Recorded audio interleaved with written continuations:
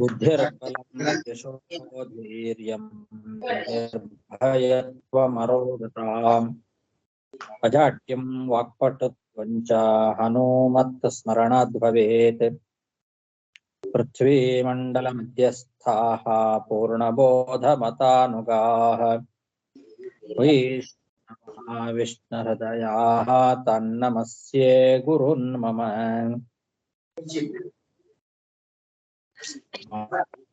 ತನ್ಮಯಾದಿತಶ್ಚಾರ್ಥೇಷು ವಿಘ್ನಸ್ವರಾಟ್ ತೇನೇ ಬ್ರಹ್ಮಹೃದಾಯ ಆದಿಕವಯೇ ಮುಹ್ಯಂತಿ M ಸೂರಯಃ.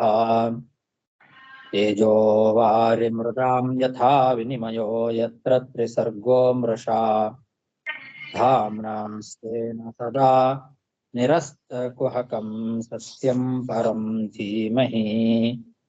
ಸೃಷ್ಟಿಸ್ಥಿತ್ಯಪ್ಯೇಹಾನಿಯತಿದೃಶಿತಮೋ ಬಂಧಮೋಕ್ಷಾಶ್ಚ ಯಸ್ಮಾತ್ ಅಸ್ಯ ಶ್ರೀ ಬ್ರಹ್ಮರುದ್ರ ಪ್ರಭೃತಿ ಸುರನರದ್ವೀಷ ಶತ್ರುತ್ಮಕಸ್ಯ ವಿಷ್ಣೋರ್ವ್ಯಸ್ತಾಃ ಸಮಸ್ತಾಃ ಸಕಲಗುಣನಿಧಿಃ ಸರ್ವದೋಷವ್ಯಪೇತಃ ಪೂರ್ಣಾನಂದೋ ವ್ಯಯೋ ಯೋ ಗುರುರಪಿ ಪರಮಃ ಚಿಂತಯೇತಂ ಮಹಾಂತಂ. M ಪ್ರವ್ರಜन्तಮನುಪೇತಮಪೇತಕೃತ್ಯಂ ದ್ವೈಪಾಯನೋ ವಿರಹ ಕಾತರ ಆಜುಹಾವ. ಪುತ್ರೇತಿ ತನ್ಮಯತಯಾ ತರವೋಪಿ ನೇದುಃ तं ಸರ್ವಭೂತಹೃದಯಂ ಮುನಿಮಾನತೋಸ್ಮಿ. ಶ್ರೀಗುರುಭ್ಯೋ ನಮಃ. ಹರಿ ಓಂ. ಶ್ರೀಮದ್ಭಾಗವತದ ಪಂಚಮ ಸ್ಕಂಧದ 10ನೇ ಅಧ್ಯಾಯದಲ್ಲಿ 12 ಮತ್ತು 13ನೇ ಶ್ಲೋಕವನ್ನ ನಿನ್ನೆ ದಿವಸ ನೋಡಿದ್ವಿ. ಅಲ್ಲಿ ಬಂದ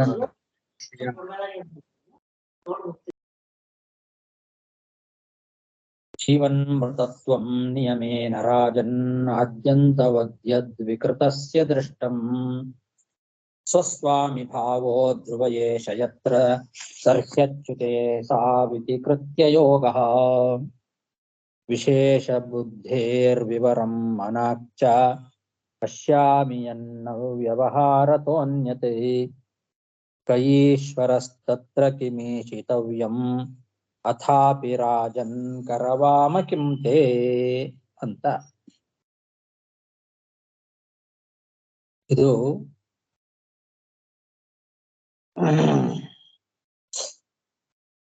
ಜಡ ಭರತ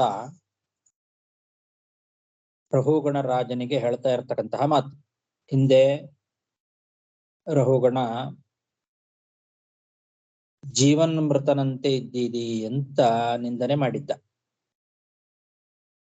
ಅದಕ್ಕೆ ಉತ್ತರವಾಗಿ ಭರತ ಹೇಳಿದ್ದು, ಜೀವನ್ಮೃತ ಅಂತ ಹೇಳಿ ನನ್ನನ್ನು ನೀನು ನಿಂದನೆ ಮಾಡ್ತಾ ಇದ್ದೀಯಲ್ಲ, ಆದ್ರೆ ನಾನು ಜೀವನ್ಮೃತ ಅಲ್ಲ, ನನ್ನ ಶರೀರ ಜೀವನ್ಮೃತ. ಬದುಕಿದ್ದು ಸತ್ತಿರುವವನಂತೆ ಅಂತ ಹೇಳ್ತಾ ಇದ್ದೀಯಲ್ಲ, ಸಾವು ಬದುಕು ಇದೆಲ್ಲ ಚೇತನನಿಗಲ್ಲ. ನನ್ನ ಶರೀರಕ್ಕೆ ಜೀವನ್ಮೃತತ್ವ ಅಂದ್ರೆ ಪ್ರಾಣ ಇರುವವರೆಗೆ ಬದುಕು. ಸಾವು ಅಂದ್ರೆ ಏನು? ಅಸಹನೀಯವಾದಂತಹ ದುಃಖ ಬಂದ್ರೆ ಅದೇ ಸಾವು. ಇದು ಎಲ್ಲಾ ಜೀವಂತವಾಗಿರುವ ಶರೀರಗಳಿಗೂ ಸಮಾನ. ನನ್ನ ಶರೀರಕ್ಕೆ ಮಾತ್ರ ಏನು ವಿಶೇಷವಾಗಿ ಹೇಳ್ತಾ ಇದ್ದಿ ಅಂತ ಒಂದು. ಇನ್ನೊಂದು, ರಾಜನ ಆಜ್ಞೆ ಅದನ್ನ ಉಲ್ಲಂಘನೆ ಮಾಡ್ತಾ ಇದ್ದಿ ಅಂತ ಹಿಂದೆ ಏನು ನಿಂದನೆ ಮಾಡಿದೆಯಲ್ಲ, ಯಾರು ರಾಜ? ಎಲ್ಲರಿಗೂ ಆಜ್ಞೆ ಮಾಡ್ತಕ್ಕಂತಹ ರಾಜ ಅದು ಮುಖ್ಯವಾಗಿ ಸರ್ವೇಶ್ವರನಾದ ಭಗವಂತ. ಅವನೊಬ್ಬನೇ ಸ್ವತಂತ್ರವಾಗಿ ಎಲ್ರಿಗೂ ಆಜ್ಞೆಯನ್ನು ಮಾಡ್ಲಿಕ್ಕೆ ಸಾಧ್ಯ. ಅವನನ್ನ ಬಿಟ್ರೆ ಉಳಿದ ದೇವತೆಗಳೇನಿದ್ದಾರೆ ಅವರು ಆ ಭಗವಂತನ ಅಧೀನವಾಗಿ ಆಜ್ಞೆಯನ್ನು ಮಾಡ್ಲಿಕ್ಕೆ ಅವರಿಗೆ ಅಧಿಕಾರ ಇದೆ. ನೀನು ನನಗೆ ಆಜ್ಞೆ ಮಾಡ್ಲಿಕ್ಕೆ ಏನ್ ಅಧಿಕಾರ? ಇಲ್ಲ, ಒಂದು ರೀತಿ ಅಧಿಕಾರ ಇದೆ, ರಾಜ ನೀನು, ಕರ್ಮವಶದಿಂದ ನೀನು ರಾಜನಾಗಿದ್ದಿ, ಆದ್ರಿಂದ ಅಧಿಕಾರ ಇದೆ ಅಂತ ಇಟ್ಕೊಂಡ್ರು ಕೂಡ ನಾನು ಯಥಾ ಶಕ್ತಿ ಮಾಡ್ತೇನೆ, ನಿನ್ನ ಆಜ್ಞೆಯನ್ನ ಯಥಾಶಕ್ತಿ ಪಾಲನೆ ಮಾಡ್ತೇನೆ. ಆದ್ರೆ ಕರ್ಮವಶಾತ್ ಒಂದು ವೇಳೆ ನಾನು ರಾಜನಾದ್ರೆ ನನ್ನ ಆಜ್ಞೆ ನೀನು ಪಾಲನೆ ಮಾಡಬೇಕಾಗ್ತದೆ. ನೀನು ರಾಜ, ನಾನು ಪ್ರಜೆ ಅನ್ನೋದು ಏನಿದೆ ಅಲ್ಲ, ಇದು ಸ್ವಾಭಾವಿಕವಾದದ್ದಲ್ಲ, ಕರ್ಮವಶಾತ್ ಬರ್ತಕ್ಕಂಥದ್ದು ಅಂತ ಇಷ್ಟು ವಿಷಯ ಈ 2 ಶ್ಲೋಕದಲ್ಲಿ ಬಂದಿದೆ. ಇಲ್ಲಿ ಜೀವನ್ಮೃತ ಅಂತಂದ್ರೆ ಏನು? ಸ್ವಲ್ಪ ಕಾಲ ಬದುಕಿ ಆಮೇಲೆ ಸಾಯ್ತಕ್ಕಂಥವ್ರನ್ನ ಯಾರು ಜೀವನ್ಮೃತ ಅಂತ ಅನ್ನೋದಿಲ್ಲ. ಆಡಿ ಅಂತ ಅದು ಮಟ್ಟ. ಈಗ ಹುಟ್ಟಿದಾಗ ಬಾಲ್ಯ, ಆಮೇಲೆ ಯೌವನ, ವೃದ್ಧಾಪ್ಯ. ಇದರಲ್ಲಿ ಬಾಲ್ಯದಲ್ಲಿ ಶರೀರ ಏನಿದೆ ಅದು ನಾಶ ಆಗಿ ಯೌವನದಲ್ಲಿ ಶರೀರ ಬಂದಾಗ, ಅಥವಾ ಯೌವನದ ಶರೀರ ನಾಶ ಆಗಿ ವೃದ್ಧಾಪ್ಯ ಶರೀರ ಬಂದಾಗ ಯಾರು ಜೀವನ್ಮೃತ ಅಂತ ಕರೆಯೋದಿಲ್ಲ. ಆ ಶಬ್ದಕ್ಕೆ, ಜೀವನ್ಮೃತ ಅಂತ ಅನ್ನೋ ಶಬ್ದಕ್ಕೆ ಹಾಗೆ ಅರ್ಥ ಅಲ್ಲ. ಆದರೆ ಬೇರೆ ವ್ಯಾಖ್ಯಾನಕಾರರೆಲ್ಲ ಹಾಗೆ ಅರ್ಥ ಹೇಳಿದ್ದಾರೆ. ಜೀವನ್ಮೃತ ಅಂತ ಅನ್ನೋದಕ್ಕೆ ಜೀವತ್ವಂ, ಶ್ವಾಸವತ್ವಂ, ಮೃತತ್ವಂ, ಚೈತನ್ಯ ಶೂನ್ಯತ್ವಂ ಅಂತ ವೀರರಾಘ ವ್ಯಾಖ್ಯಾನದಲ್ಲಿ ಜೀವತ್ವ ಅಂತಂದ್ರೆ ಉಸಿರಾಟ, ಮೃತತ್ವ ಅಂದ್ರೆ ಚೈತನ್ಯ ಹೊರಟು ಹೋಗೋದು, ಅದೇ ಮೃತತ್ವ ಅಂತ ಮಾಡಿದ್ದಾರೆ. ಆದ್ರೆ ಈ ಅರ್ಥದಲ್ಲಿ ಎಲ್ಲರೂ ಜೀವನ್ಮೃತರೇ. ಒಬ್ಬನನ್ನೇ ನಿಂದನೆ ಮಾಡ್ಲಿಕ್ಕೆ ಏನ್ ಕಾರಣ? ಅದರಿಂದ ಜೀವಂತವಾಗಿರುವಾಗಲೇ ಯಾರು ಸಾಯ್ತಾ ಇದ್ದಾನೋ ಅವನನ್ನ ಜೀವನ್ಮೃತ ಅಂತ ಹೇಳಬೇಕು. ಸಾವು ಅಂದ್ರೆ ಚೈತನ್ಯ ಹೊರಟು ಹೋಗೋದು ಅನ್ನೋ ಅರ್ಥ ಇಟ್ಟುಕೊಂಡ್ರೆ ಈ ರೀತಿ ಹೇಳಲಿಕ್ಕೆ ಸಾಧ್ಯ ಇಲ್ಲ. ಜೀವನ್ಮೃತ, ಜೀವನ ಮಾಡ್ತಾ ಇರುವಾಗಲೇ ಸಾಯ್ತಾ ಇರ್ತಕ್ಕಂಥವನು ಅನ್ನೋ ಅರ್ಥ ಬರಬೇಕು. ಅದಕ್ಕೆ ಅಮುಖ್ಯ ಅರ್ಥ ಮಾಡಬೇಕು. ಮೃತ ಅಂತ ಅನ್ನೋ ಶಬ್ದಕ್ಕೆ ಅಮುಖ್ಯ ಅರ್ಥ ಮಾಡಿ, ಸಾಯೋದು ಅಂದ್ರೆ ಸಾಯೋವಾಗ ಹೇಗೆ ಸಂಕಟವನ್ನ ಅನುಭವಿಸ್ತಾನೋ ಹಾಗೆ ಬಹಳ ದುಃಖವನ್ನ ಅನುಭವಿಸುವವನು ಯಾರೋ ಅವನು ಬದುಕಿದ್ದು ಸತ್ತಂತೆ ಅಂತ ಈ ರೀತಿ ಅಭಿಪ್ರಾಯ ಹೇಳಬೇಕು. ಅವಾಗೇನಾಗತ್ತೆ, ಈಗ ಈ ಜಡಭರತ ಹೇಳ್ತಾ ಇದ್ದಾನೆ, ನನಗೆ ದಾರಿದ್ರ್ಯ ದುಃಖ ಇದೆ, ಆದ್ರಿಂದ ನಾನು ಬದುಕಿದ್ದು ಸತ್ತಂತೆ ಅಂತ ಈ ರೀತಿ ನನ್ನನ್ನು ನೀನು ಗೇಲಿ ಮಾಡೋದಾದ್ರೆ, ನೀನು ರಾಜನಾದರೂ ಕೂಡ ಶತ್ರುಗಳ ಪೀಡೆ ನಿನಗೂ ಇದೆ, ಅಂತ ದುಃಖ ನಿನಗೂ ಇದೆ. ಹಾಗಿರುವಾಗ ನನ್ನನ್ನು ಮಾತ್ರ ಯಾಕೆ ಜೀವನ್ಮೃತ ಅಂತ ಕರಿತಾ ಇದ್ದಿ? ನೀನು ಜೀವನ್ಮೃತನೇ. ಜೀವನ್ಮೃತ ಅಂದ್ರೇನು? ಬದುಕಿರುವಾಗಲೂ ಕೂಡ ಅಸಹನೀಯವಾದ ದುಃಖ ಯಾರಿಗೆ ಬರ್ತದೋ, ಸಾಯುವಾಗ ಹೇಗೆ ದುಃಖ ಬರ್ತದಲ್ಲ ಹಾಗೆ ದುಃಖ ಜಾಸ್ತಿ ಯಾರಿಗಿರ್ತದೋ ಅಂಥವ್ರು ಜೀವನ್ಮೃತರು ಅಂತ. ಇದು ನನಗೂ ಇದೆ, ನಿನಗೂ ಇದೆ ಅಂತ ಈ ರೀತಿ ಜಡಭರತ ಹೇಳ್ತಾ ಇದ್ದಾನೆ ಅಂತ ಇಟ್ಕೊಳ್ಬೇಕು. ಈ ಜೀವನ್ಮೃತ ಅಂತನ್ನೋ ಶಬ್ದಕ್ಕೆ ಈ ರೀತಿ ಅರ್ಥ ಅಂದ್ರೆ ಬದುಕಿರುವಾಗಲೂ ಕೂಡ ಅಸಹನೀಯವಾದ ದುಃಖ ಬರೋದು ಅನ್ನೋ ಅರ್ಥ ಏನಿದೆ ಅಲ್ಲ, ಈ ಅರ್ಥ ಹೇಗ್ ಬರುತ್ತೆ ಅಂದ್ರೆ ಅದು ಗರುಡ ಪುರಾಣದಲ್ಲಿ ಇದನ್ನ ಹೇಳಿದ್ದಾರೆ. ಇದನ್ನ ಮಧ್ವಾಚಾರ್ಯ ನಮಗೆ ಆ ಗರುಡ ಪುರಾಣದ ವಾಕ್ಯವನ್ನ ನಮಗೆ ಉದಾಹರಿಸಿ ತೋರಿಸ್ತಾ ಇದ್ದಾರೆ.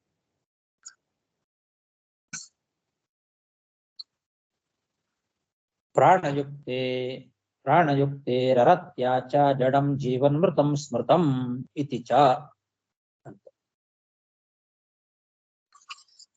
ಸ್ವಾಮಿ ಭಗವಂತ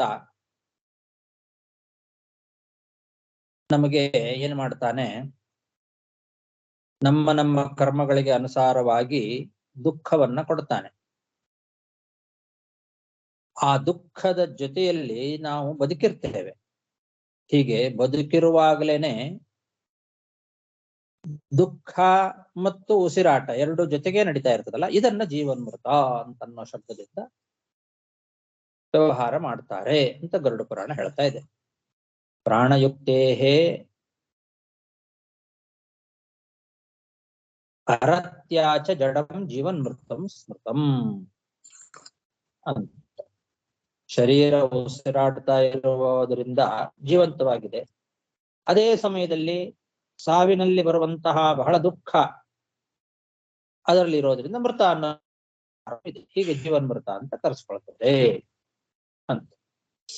ಇದಿಷ್ಟು.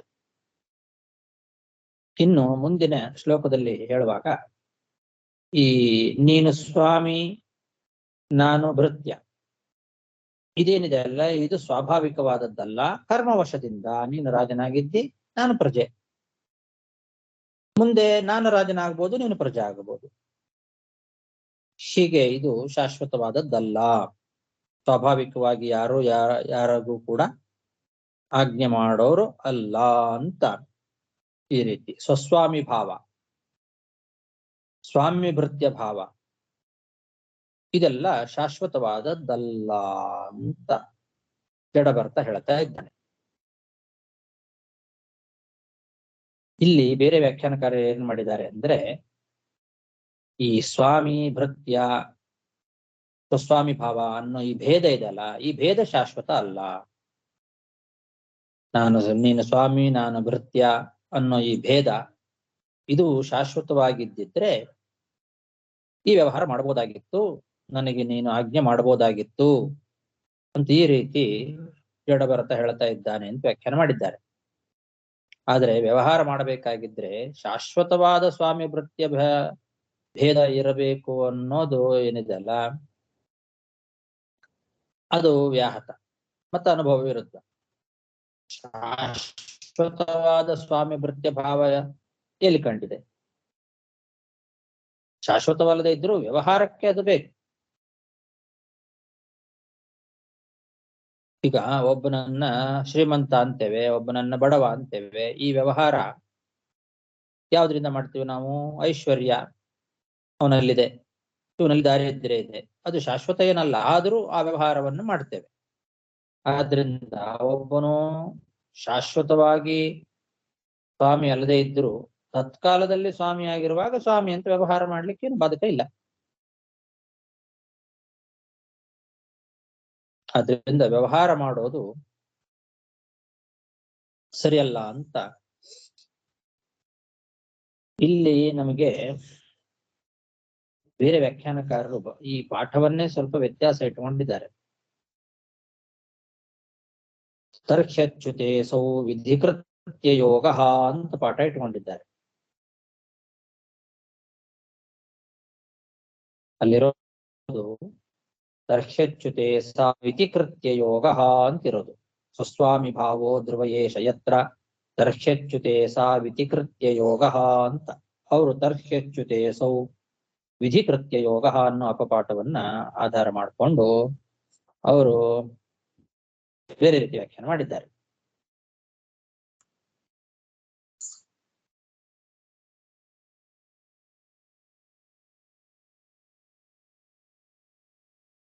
ಭೇದವನ್ನೇ ನಿರಾಕರಣೆ ಮಾಡಿದ್ದಾರೆ ಅವರು.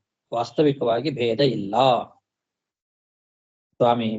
ಸ್ವಸ್ವಾಮಿ ಭಾವ ಸ್ವಾಮಿ ಭೃತ್ಯ ಭಾವ ಅಂತನ್ನೋ ಭೇದ ಇಲ್ಲ ಅಂತ.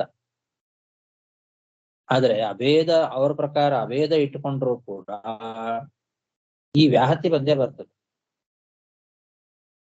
ಭೇದ ಅನ್ನೋದು ಕಲ್ಪಿತ ಅಂತ ಇಟ್ಟುಕೊಂಡ್ರು ವ್ಯಾವಹಾರಿಕವಾದ್ರಿಂದ ವ್ಯವಹಾರ ಮಾಡೋದು ಉಚಿತವೇ. ಅವನು ವ್ಯವಹಾರ ಮಾಡಿದ್ದು ತಪ್ಪು ಅಂತ ಹೇಳಲಿಕ್ಕೆ ಬರೋದಿಲ್ಲ. ಹಾಗಾಗಿ ಅದು ಸರಿಯಲ್ಲ. ತರ್ಹ್ಯಚ್ಯುತೆ ಸಾ ವಿಧಿಕೃತ್ಯ ಯೋಗ ಅಂತನ್ನೋ ಪಾಠ ಇಟ್ಕೊಳ್ಬೇಕು.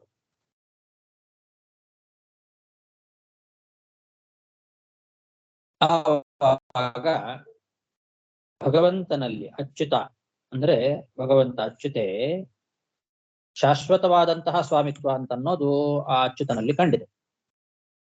ನಮ್ಮಲ್ಲಿ ಶಾಶ್ವತವಾದ ಭೃತ್ಯತ್ವ ಅನ್ನೋದು ಕಂಡಿದೆ. ಆದ್ದರಿಂದ ಸ್ವಾಮಿ ಭೃತ್ಯ ಅನ್ನೋ ವ್ಯವಹಾರಕ್ಕೆ ಅದನ್ನೇ ವಿಷಯವಾಗಿ ಇಟ್ಕೋಬೇಕು. ಅಶಾಶ್ವತವಾದಂತಹ ಲೋಕದಲ್ಲಿ ಕಂಡಿರುವ ಈ ಸ್ವಾಮಿ ಭೃತ್ಯ ಭಾವ ಅನ್ನೋದೇನಿದೆಲ್ಲ ಇದಲ್ಲ, ಇದು ಶಾಶ್ವತವಾದದ್ದಲ್ಲ.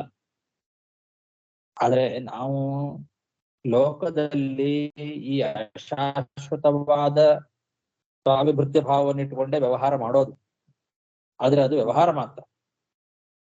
ಆದ್ರಿಂದ ಅಂಥ ವ್ಯವಹಾರವನ್ನು ನೀನು ಮಾಡಬೇಡ ಅಂತ ಜಡಭರತ ಆ ರಾಜನಿಗೆ ಹೇಳ್ತಾ ಇರೋದು.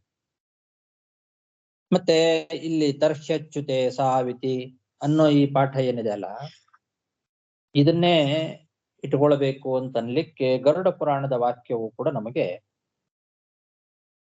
ಆಧಾರವಾಗ್ತದೆ. ತರ್ಷ್ಯಚ್ಯುತೆ ಸಾವಿತಿ ಕೃತ್ಯ ಯೋಗ ಅಂತಾನೆ ಇಟ್ಕೊಳ್ಬೇಕು.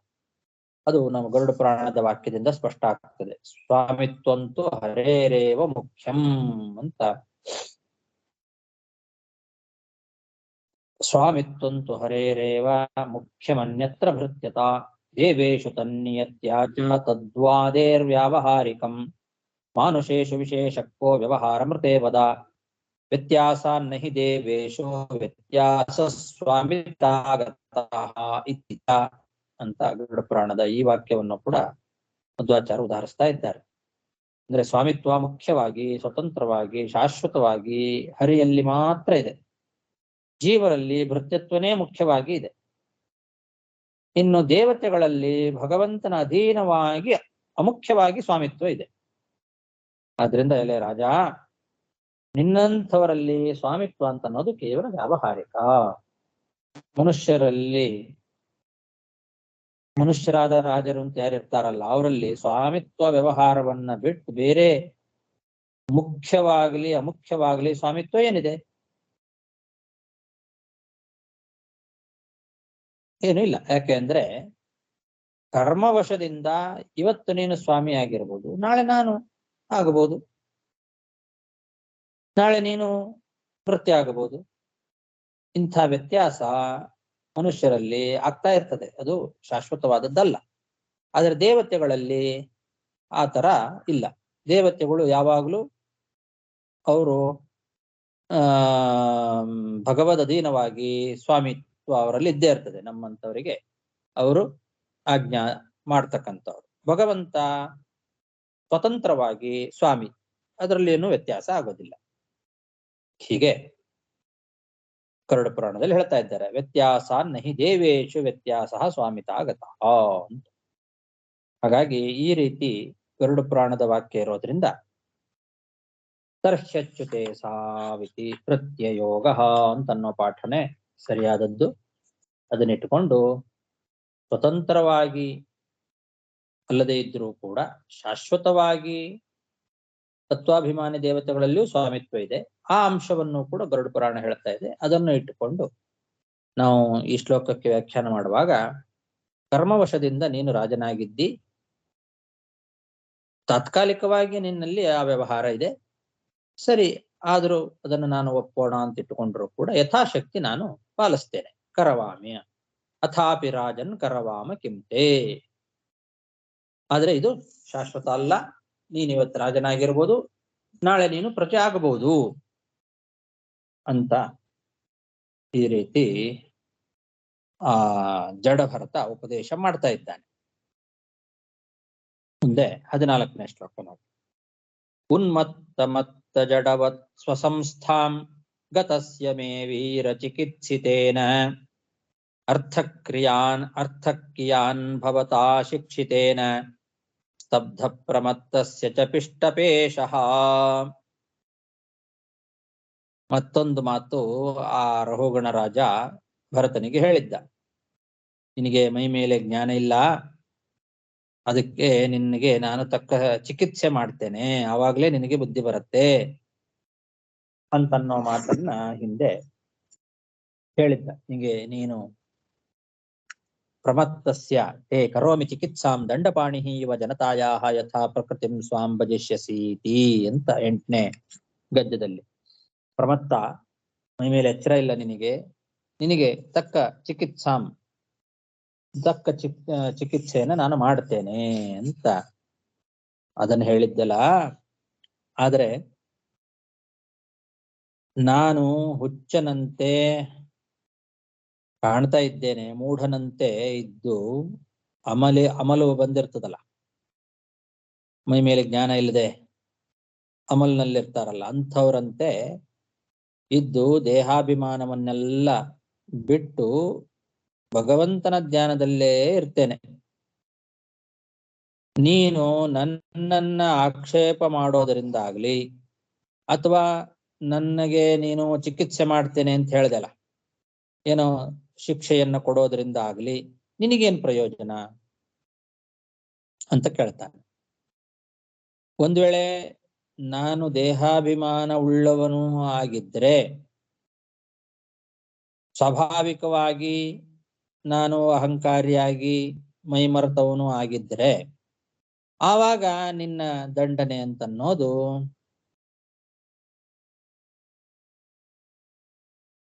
ಸರಿಯಾಗ್ತಿತ್ತೋ ಏನೋ, ಅದು ಸರಿ ಆಗೋದಿಲ್ಲ. ಯಾಕೆ ಅಂದ್ರೆ ನನ್ನ ಸ್ವಭಾವನೇ ಆಗಿದೆ ಅಂದಮೇಲೆ ನೀನ್ ದಂಡನೆ ಕೊಟ್ಟರೂ ಉಪಯೋಗ ಇಲ್ಲ, ಅದು ವ್ಯತ್ಯಾಸ ಏನಾಗೋದಿಲ್ಲ. ಸ್ವಾಭಾವಿಕವಾಗಿ ಯಾರು ಮೈಮರ್ತವರು ಅಹಂಕಾರಿಗಳಾಗಿರ್ತಾರಲ್ಲ ಅಂಥವರಿಗೆ ಶಿಕ್ಷೆ ಕೊಟ್ಟರೂ ಕೂಡ ಅದರಿಂದ ಅವರೇನು ವ್ಯತ್ಯಾಸ ಆಗೋದಿಲ್ಲ, ಅವರ ಸ್ವಭಾವ ಏನು ವ್ಯತ್ಯಾಸ ಆಗೋದಿಲ್ಲ, ಅದು ವ್ಯರ್ಥ ಆಗ್ತದೆ. ಪಿಷ್ಟಪೇಶಃ ಅಂತ, ಹಿಟ್ಟನ್ನ ಮತ್ತೆ ಹಿಟ್ಟು ಮಾಡಿದ ಹಾಗೆ. ಮೊದಲೇ ಹಿಟ್ಟಾಗಿರ್ತದೆ, ಪುನಃ ಅದನ್ನು ಹಿಟ್ಟು ಮಾಡಿದ್ರೆ ಪೇಸ್ಟ್. ಅದು ಹಿಟ್ಟನ್ನ ಮತ್ತೆ ಹಿಟ್ಟು ಮಾಡಿದ್ರೆ ಹೇಗೆ ವ್ಯರ್ಥನೋ ಹಾಗೆ ಸ್ವಾಭಾವಿಕವಾಗಿ ಯಾರು ಅಹಂಕಾರಿಗಳಾಗಿರ್ತಾರೆ, ಯಾರು ಸ್ವಾಭಾವಿಕವಾಗಿ ಪ್ರಮತ್ತರಾಗಿರ್ತಾರೆ ಅಂಥವರಿಗೆ ಶಿಕ್ಷೆ ಕೊಟ್ಟರು ವ್ಯರ್ಥನೆ. ಆದ್ರಿಂದ ನೀನು ನನಗೆ ಶಿಕ್ಷೆ ಕೊಡೋದ್ರಿಂದ ಏನೂ ಪ್ರಯೋಜನ ಇಲ್ಲ. ನಾನು ಭಗವಂತನಲ್ಲೇ ಆಸಕ್ತನಾಗಿದ್ದೇನೆ, ದೇಹಾಭಿಮಾನ ನನಗಿಲ್ವೇ ಇಲ್ಲ. ಹಾಗಾಗಿ ನೀನು ನನ್ನ ಈ ದೇಹಕ್ಕೆ ನೀನು ಶಿಕ್ಷೆಯನ್ನ ಕೊಟ್ರೆ ಅದರಿಂದ ಏನೂ ಉಪಯೋಗ ಇಲ್ಲ ಅಂತ ಹೇಳ್ತಾ ಇದ್ದಾನೆ. ಉನ್ಮತ್ತ ಮತ್ತ ಜಡವತ್, ಉನ್ಮತ್ತನಂತೆ ಮತ್ತನಂತೆ ಜಡನಂತೆ ಇದ್ದು ನಾನು ಭಗವಂತನ ಧ್ಯಾನದಲ್ಲಿದ್ದೇನೆ.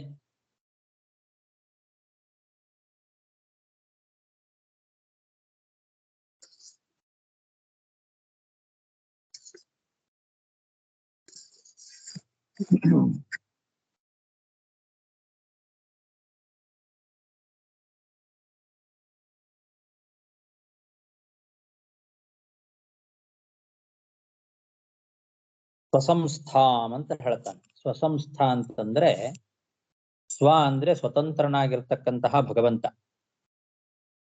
ಆ ಸ್ವತಂತ್ರನಾದ ಭಗವಂತನಲ್ಲಿ ಸಂಸ್ಥಾ ಅಂತಂದ್ರೆ ಮನಸ್ಸು.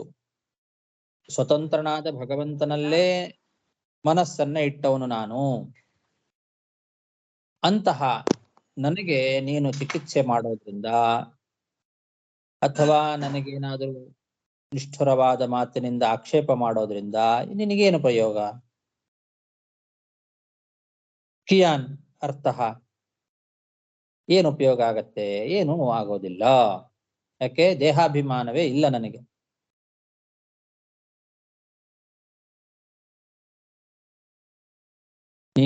ನನಗೆ ದೇಹಾಭಿಮಾನ ಇಲ್ಲ ಆದ್ರಿಂದ ನೀ ಏನಾರು ನನಗೆ ಶಿಕ್ಷೆಯನ್ನ ಕೊಟ್ಟರೂ ಕೂಡ ಅದರಿಂದ ನನಗೇನು ಆಗೋದಿಲ್ಲ. ದುಃಖ ಮೊದಲಾದವುಗಳು ನನಗೆ ಆಗೋದಿಲ್ಲ ಅಂತ ಅರ್ಥ.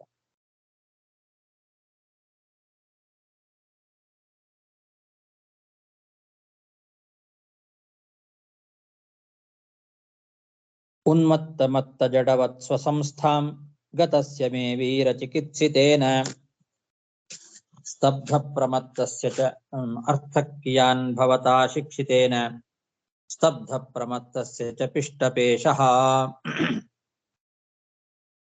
ಶ್ರೀ ಶುಕ ಉವಾಚ ಏತಾವದನುವಾದ ಪರಿಭಾಷೆಯ ಪ್ರತ್ಯುದೀರ್ಯ ಮುನಿವರ ಉಪಶಮಶೀಲ ಉಪರತನಾತ್ಮ್ಯ ನಿಮಿತ್ತಂ ಉಪಭೋಗೇನ ಕರ್ಮಾರಬ್ಧಂ ವ್ಯಪನಯನ್ ರಾಜಯಾನಮಪಿ ತಥೋವಾಹ.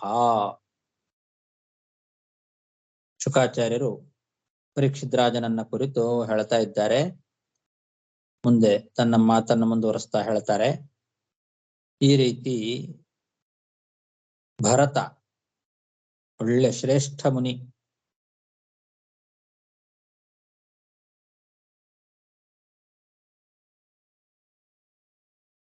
ಆಸಕ್ತಿ ಇಲ್ಲದೆ ಇರತಕ್ಕಂತಹ ಶ್ರೇಷ್ಠ ಮುನಿಯಾಗಿರ್ತಕ್ಕಂತಹ ಆ ಜಡಭರತ ಈ ರೀತಿ ಮಾತುಗಳನ್ನ ಆ ರಹುಗಣ ರಾಜನಿಗೆ ಹೇಳಿದಾಗ ಇದನ್ನ ಕೇಳಿ ಆ ರಹುಗಣ ರಾಜ ಹೇಳಿದ ಒಂದೊಂದೇ ಮಾತನ್ನ ಅನುವಾದ ಮಾಡಿ ಅದಕ್ಕೆ ಉತ್ತರವನ್ನ ಕೊಟ್ಟಂತಹ ಒಂದು ಶೈಲಿ ಏನಿದೆ ಅಲ್ಲ, ಅದನ್ನ ನೋಡಿ ಅದನ್ನ ಕೇಳಿ ರಾಜನಿಗೆ ಆಶ್ಚರ್ಯ ಆಗ್ತದೆ.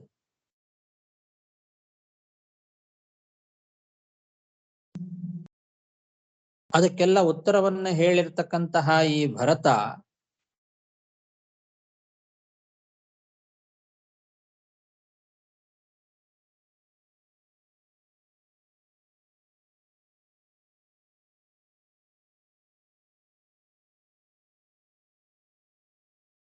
ಬಂದ.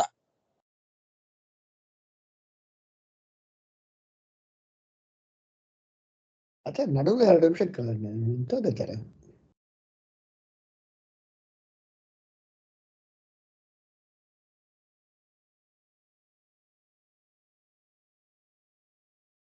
ಅದೇ ನಿಮ್ಮ ಮಾತು ಕೇಳಲ್ಲ. ಹಾ, ಈಗ ಕೇಳ್ತದಾ? ಈಗ ಕೇಳತ್ತ.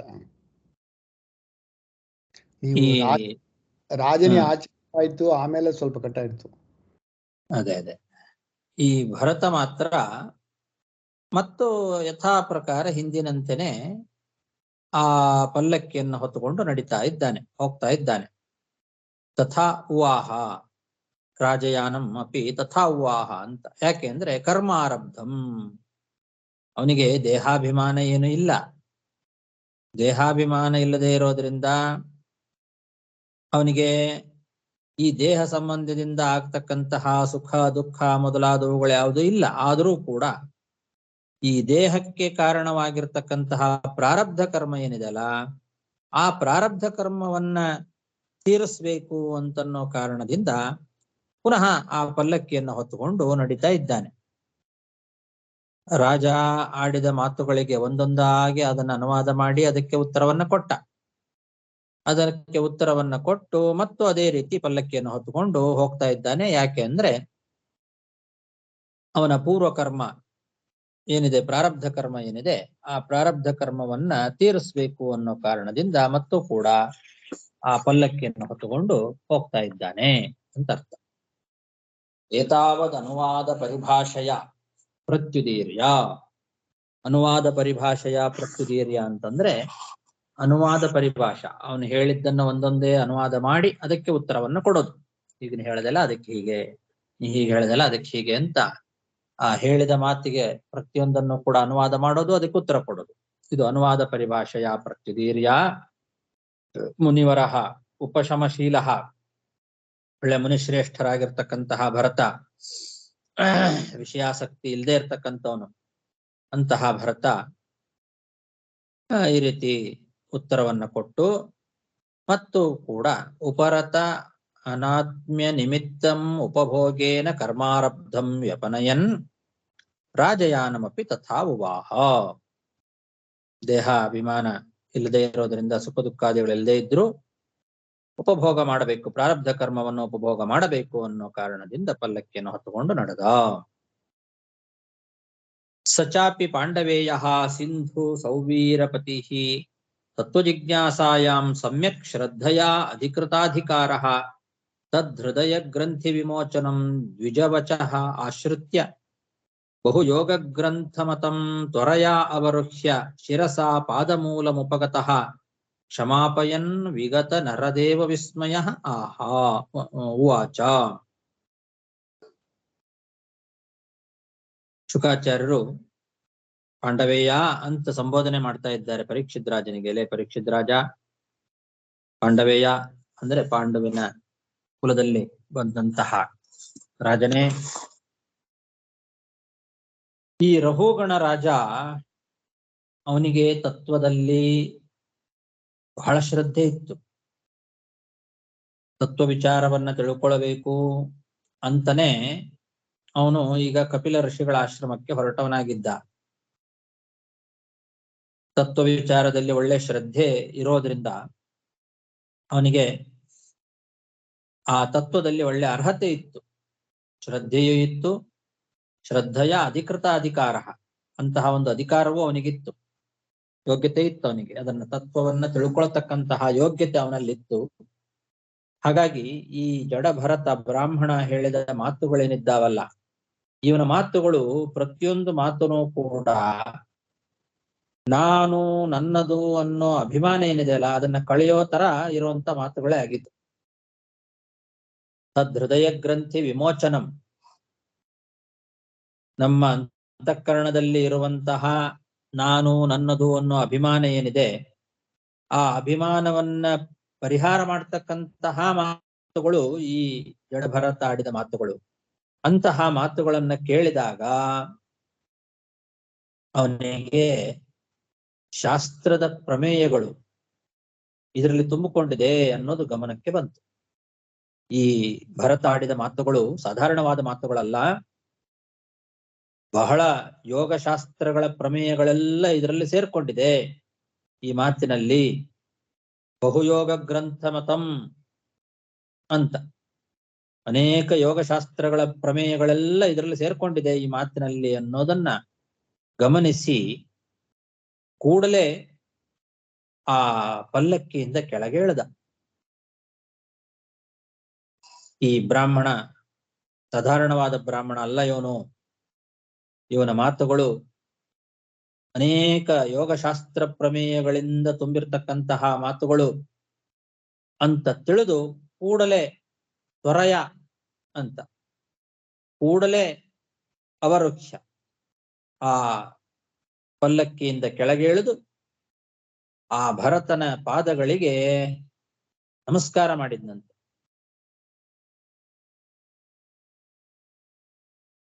ಶಿರಸ ನಮಸ್ಕಾರ ಮಾಡ್ತಾ ಇದ್ದಾನೆ. ಶಿರಸ ಪಾದ ಮೂಲ ಮುಪಗತಃ, ಆ ಭರತನ ಪಾದಕ್ಕೆ ತಲೆ ಇಟ್ಟು ನಮಸ್ಕಾರ ಮಾಡಿದ.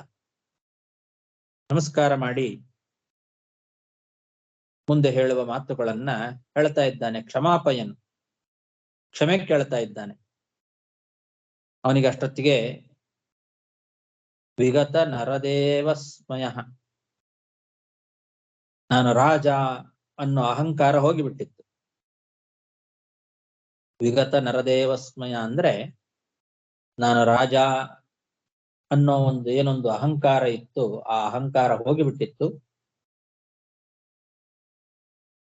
ಕೂಡಲೇ ಭರತನ ಪಾದಗಳಿಗೆ ನಮಸ್ಕಾರ ಮಾಡಿದ, ಕ್ಷಮೆ ಕೇಳಿದ. ಕ್ಷಮೆಯನ್ನ ಕೇಳಿ ಈ ಮುಂದೆ ಹೇಳುವ ಮಾತುಗಳನ್ನ ಹೇಳ್ತಾ ಇದ್ದಾನೆ. ರಘುಗಣ ರಾಜ ಸಚಾಪಿ ಪಾಂಡವೇಯ ಸಿಂಧು ಸೌವೀರಪತಿ ತತ್ವಜಿಜ್ಞಾಸಾಯಾಂ ಸಮ್ಯಕ್ ಶ್ರದ್ಧಯಾ ಅಧಿಕೃತಾಧಿಕಾರಃ ತದ್ಹೃದಯ ಗ್ರಂಥಿ ವಿಮೋಚನಂ ದ್ವಿಜವಚಃ ಆಶ್ರಿತ್ಯ ಬಹುಯೋಗ ಗ್ರಂಥಮತಂ ತ್ವರಯಾ ಅವರುಹ್ಯ ಶಿರಸಾ ಪಾದಮೂಲಮುಪಗತಃ ಕ್ಷಮಾಪಯನ್ ವಿಗತ ನರದೇವಸ್ಮಯ ಉವಾಚ.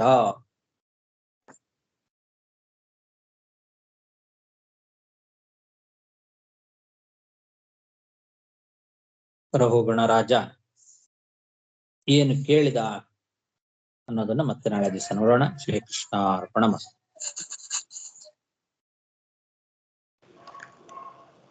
ನಾಳೆ ಪ್ರತಿಮೆ ಇಲ್ಲ ಗುರುಗಳೇ, ಪಾಠ ಇಲ್ಲ.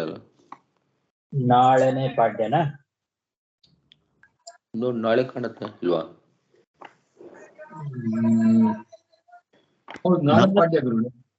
ನಾಳೆನೆ ಪಾಡ್ಯನಾ? ನಾಳೆ ಪಾಠ. ನಮಸ್ಕಾರ. ನಮಸ್ಕಾರ ಆಚಾರ್ಯ. ಧನ್ಯವಾದಗಳು. ಒಂದು ಡೌಟ್ ಆಚಾರ್ಯ, ನಮಸ್ಕಾರ ಗುರುಗಳೇ. ನೀವು ಹೇಳುವುದಲ್ಲೇ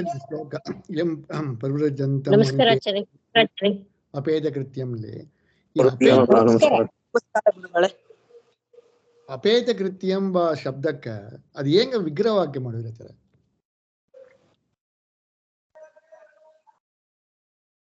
ಅಪೇತಾನಿ ಕೃತ್ಯಾನಿ ಏನ ಸಹ.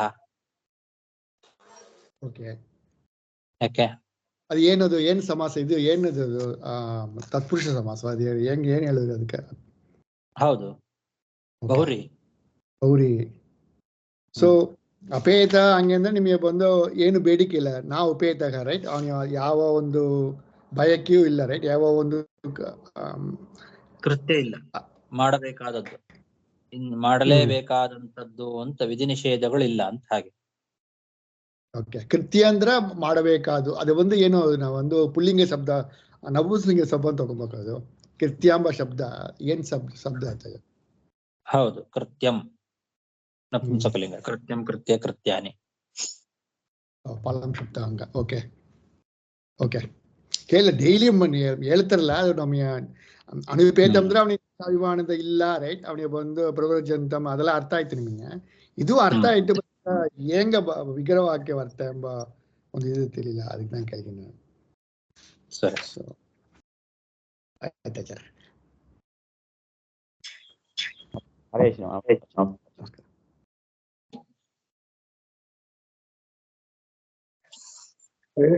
ನಮಸ್ಕಾರ ಗುರುಗಳೇ. ನಾಳೆ ಪಾಠ ಇಲ್ಲವಲ್ಲ? ನಮಸ್ಕಾರ ಆಚಾರ್ಯರು. ನಾಳೆ ಪಾಠ್ಯ ಅಂದ್ರೆ ನಾಳೆ ಪಾಠ ಇಲ್ಲ. ಇಲ್ಲವಲ್ಲ?